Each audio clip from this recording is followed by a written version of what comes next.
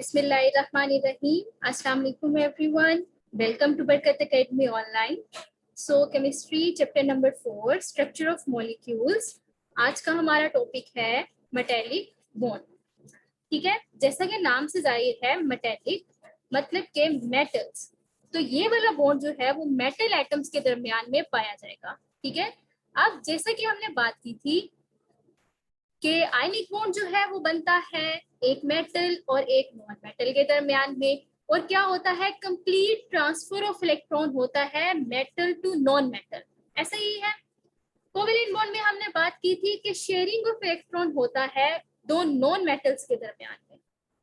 ठीक है, फिर उसके बाद कोऑर्डिनेट कोवेलेंट को हमने डिस्कस किया, जिसमें एक डोनर होता है, एक एक्सेप्टर मॉलिक्यूल होता है, ठीक है, या एटम होता है, और एक पूरे का पूरा इलेक्ट्रॉन पेयर जो है वो डोनेट किया जाता है।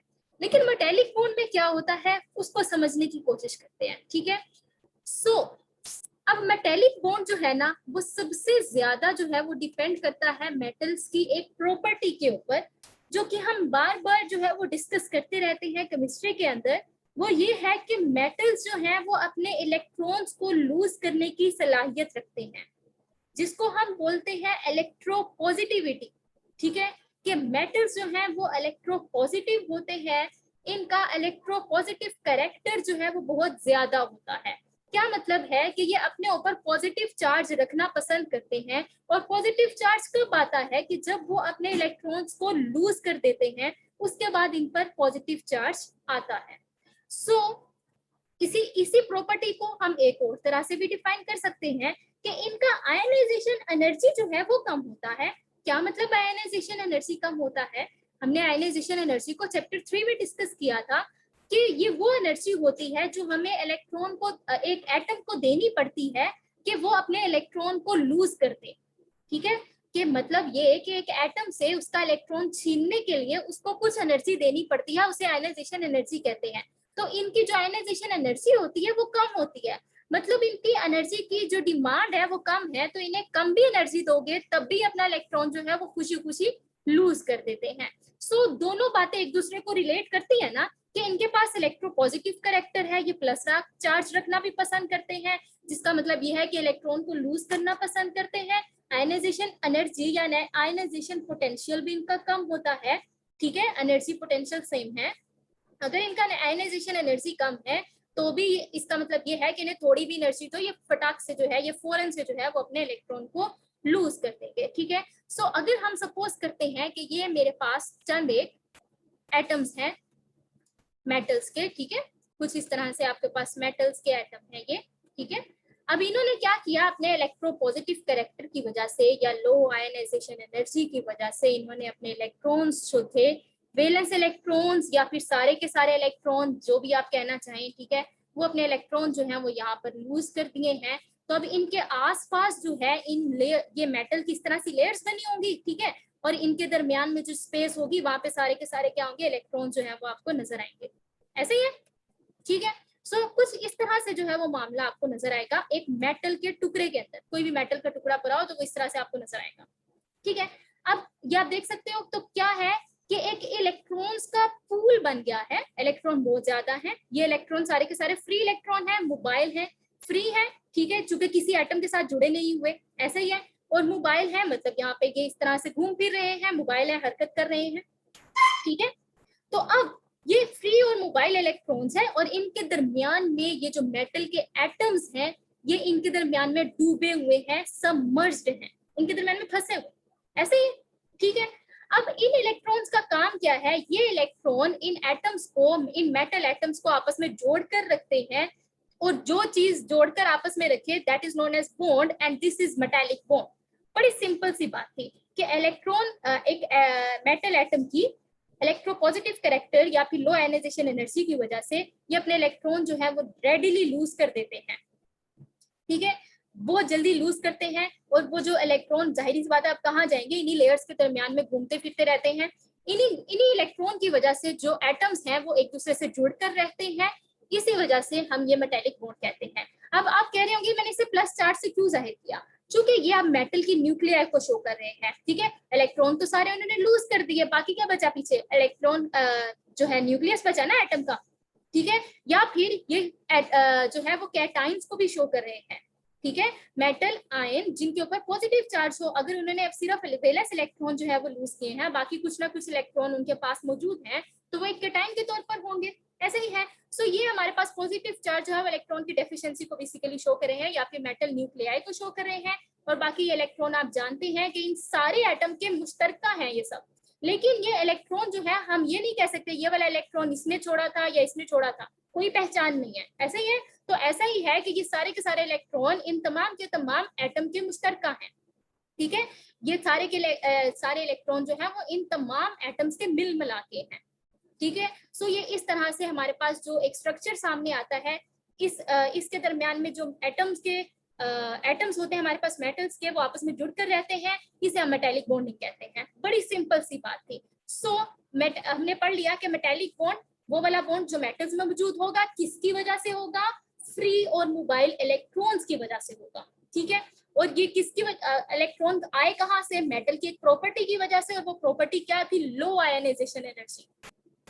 लो आयनाइजेशन एनर्जी क्या मतलब, रेडिली लूजेस देयर इलेक्ट्रॉन, ये इलेक्ट्रॉन फौरन से लूज कर देते हैं, ठीक है। और इसके नतीजे में बनता क्या है कि ऐसा फील होता है मेटल एटम्स जो हैं वो सबमर्ज्ड हैं, डूबे हुए हैं in a sea of free mobile electrons, right.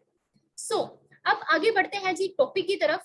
Topic में हम बोर्ड क्वेश्चंस को डिस्कस करते हैं कि आपसे पास पेपर्स में किस किस तरह से ये टॉपिक पूछा गया है, ठीक है। एज ए लॉन्ग क्वेश्चन भी आता है, एज ए शॉर्ट क्वेश्चन भी आता है। शॉर्ट क्वेश्चन इतना ज्यादा नहीं इसमें से पूछा जाता, क्योंकि ज्यादा से ज्यादा वो डेफिनेशन पूछ सकता है इसकी, ठीक है।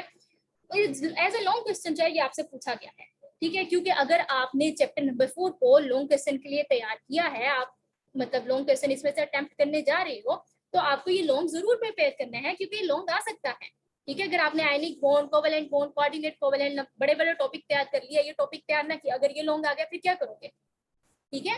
तो ये लॉन्ग आपको तैयार करना है। तो सबसे पहले हम ये देखते हैं कि आपसे किस किस जो है वो स्टेटमेंट के थ्रू किस किस तरह से वो आपसे पूछ सकता है ये सवाल। सो लॉन्ग क्वेश्चन किस तरह से पूछ सकता है, वो आपसे कहेगा explain metallic bond with its diagram, ठीक है। आगे वो क्या पूछ सकता है, how metallic bond is form, give example. आगे वो क्या पूछेगा, define metallic bond and also right the 4 properties of metals, ठीक होगी बात। शॉर्ट क्वेश्चन की बात करते हैं, बड़े सिंपल है, व्हाट इज मेटेलिक बॉन्ड। आगे वो कहता है write down 3 properties of metals, simple. जी शुरू करते हैं।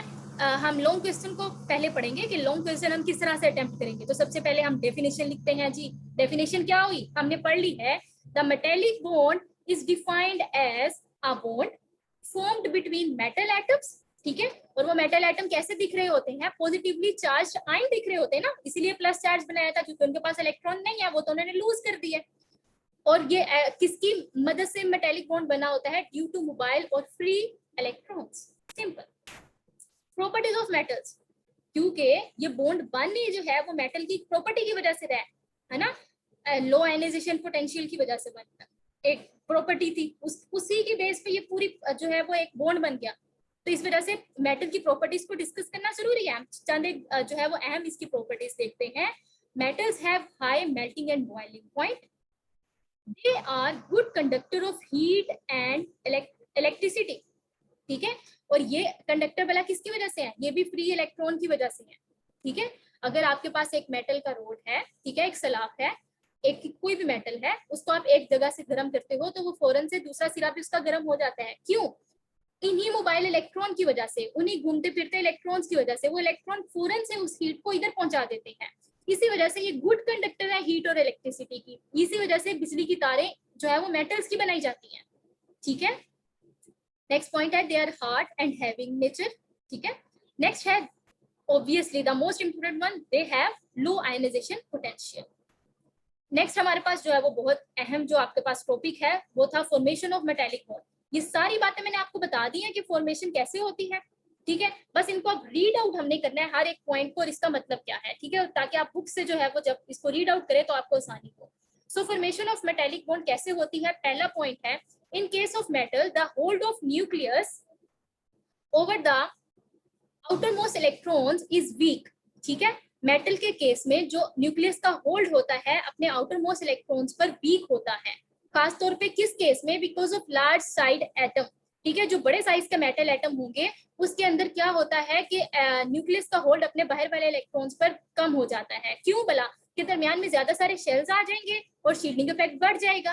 ठीक है। And greater number of shells in between nucleus and valence electron, कि न्यूक्लियस और वैलेंस शेल के दरमियान, वैलेंस इलेक्ट्रॉन के दरमियान बहुत ज्यादा शेल्स आने की वजह से जो है शील्डिंग इफेक्ट बढ़ जाता है। हमने शील्डिंग इफेक्ट पर बात की हुई है। ठीक है। शील्डिंग इफेक्ट बढ़ता है तो न्यूक्लियस का जो जितनी ताकत से उसने बाहर वाले इलेक्ट्रॉन को खींचना होता है वो उतनी ही ताकत से उनको नहीं खींच सकता। तो बाहर वाले जो इलेक्ट्रॉन्स हैं, वैलेंस इलेक्ट्रॉन हैं, उनके एटम को छोड़ के जाने की जो एबिलिटी होती है वो बढ़ जाती है।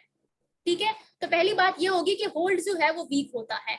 दूसरी बात ये है, फर्दर मोर इसके साथ साथ, because of low ionization potential, कम आयनाइजेशन पोटेंशियल की वजह से भी metals have the tendency to lose their outermost electrons easily। ठीक है। इसके साथ साथ मतलब दो बातें जो वो इकट्ठी होगी, एक तो होल्ड भी कम था, बाहर वाले इलेक्ट्रॉन को इतनी जोर से पकड़ा भी नहीं हुआ था, और उसके साथ साथ जी वो अपने ऊपर प्लस चार्ज भी रखना पसंद करता है, इलेक्ट्रॉन को पास रखना भी नहीं पसंद करता। ठीक है। तो जब ये दोनों बातें मिलेंगी तो क्या होगा, एज अ रिजल्ट वो अपने इलेक्ट्रॉन को आसानी के साथ लूज कर देंगे। फिर क्या होता है जी, रिजल्टेंटली क्या होता है इन सब के नतीजे में, these लूज और फ्री इलेक्ट्रॉन्स, वो जो उन्होंने इलेक्ट्रॉन जो लूज और फ्री इलेक्ट्रॉन छोड़े होते हैं, अगर वो थोड़े बहुत जुड़े हुए हैं अपने एटम के साथ तो लूज कहलाएंगे, और फ्री कहलाएंगे अगर वो बिल्कुल ही जो है वो आजाद हो चुके हैं अपने एटम से। These loose or free electron of all metal atom move freely in the space between atoms of a metal। ठीक है। हमने पीछे भी बात की थी ना, वैसे लेयर्स बनाई थी एटम्स की, और उनके दरमियान में जो स्पेस थी वहां पे इलेक्ट्रॉन जो है वो घूम फिर रहे थे। ठीक है। फिर क्या होता है, none of these electron is attached to any particular atom। ऐसा ही है ना, किसी भी एक खास एटम से जो है हम मतलब अंदाजा ही नहीं लगा सकते कि ये इलेक्ट्रॉन इस एटम का होगा या इसका होगा, क्योंकि वो घूम फिर रहे हैं, वो इधर से घूम के इधर भी आ गया, हमें कैसे पता चलेगा?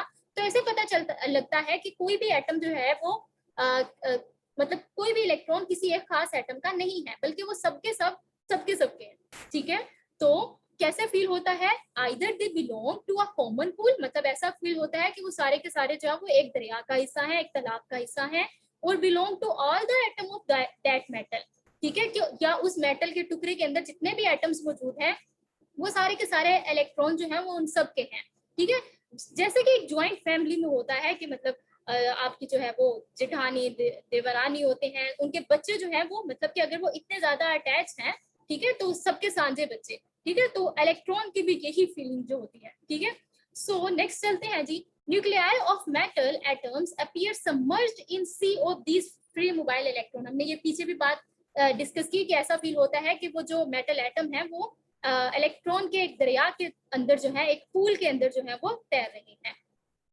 These mobile electrons are responsible for holding the atom of metal together, forming a metallic bond। So last line फिर यही हुई कि ये जो metal atoms हैं, इन जो हमारे मेटल एटम है, इन इलेक्ट्रॉन्स की वजह से आपस में जुड़कर रहते हैं, इसी को हम मेटालिक बॉन्डिंग जो है वो कहते हैं। सो बड़ी सिंपल से पॉइंट है। सबसे पहले आप इनकी जो है वो प्रॉपर्टीज का तस्करा करेंगे, क्या डिस्कस करेंगे कि इनका जो है वो जो लार्ज साइज के जितने भी होते हैं मेटल एटम, उनका होल्ड जो है शील्डिंग इफेक्ट की वजह से उनका अपने वैलेंस इलेक्ट्रॉन पे होल्ड जो है वो कम हो जाता है। इसके साथ साथ जो मेटल है वो इलेक्ट्रोपॉजिटिव कैरेक्टर रखते हैं, या आयनाइजेशन एनर्जी जो है वो उनकी कम होती है, जिसकी वजह से अपने इलेक्ट्रॉन को जो है वो लूज कर देते हैं, और इन इलेक्ट्रॉन को हम फ्री इलेक्ट्रॉन और मोबाइल इलेक्ट्रॉन्स कहते हैं। ठीक है। ये घूमते फिरते रहते हैं मेटल की लेयर्स के दरमियान में, और यही इलेक्ट्रॉन जो होते हैं इन मेटल्स को आपस में इन मेटल एटम्स को आपस में जोड़कर रखते हैं, इसी को हम मेटालिक बॉन्डिंग कहते हैं। सो ये सारा खुलासा था। एट द एंड आप जो है वो इसकी डायग्राम भी बनाओगे, या आप डायग्राम देख रहे हो, पॉजिटिव चार्जेस जो है वो मेटल की न्यूक्लियाई को शो कर रहे हैं, और ये डॉट्स जो है वो इलेक्ट्रॉन को शो कर रहे हैं। A schematic diagram of copper wire। ठीक है। ये कॉपर वायर का एक टुकड़ा था जिसका ये डायग्राम है। ठीक है। कॉपर एक मेटल है, शोइंग इट्स पॉजिटिव न्यूक्लियाई। ठीक है। इन a sea of free electrons. ठीक है। इलेक्ट्रॉन डॉट से शो किए गए हैं, मेकिंग मेटालिक बॉन्डिंग। ठीक है। सो ये हमारा, अगर आप लॉन्ग क्वेश्चन आएगा तो आप इस हेडिंग से इसको पूरा लिखोगे। ठीक है। इंशाल्लाह आपको जो है वो फुल मार्क्स मिलेंगे।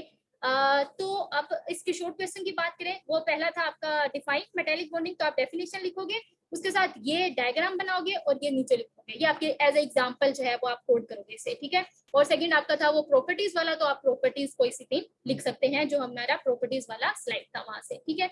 सो जी, thank you so much for watching, keep watching and keep supporting, stay blessed and अल्लाह हाफिज।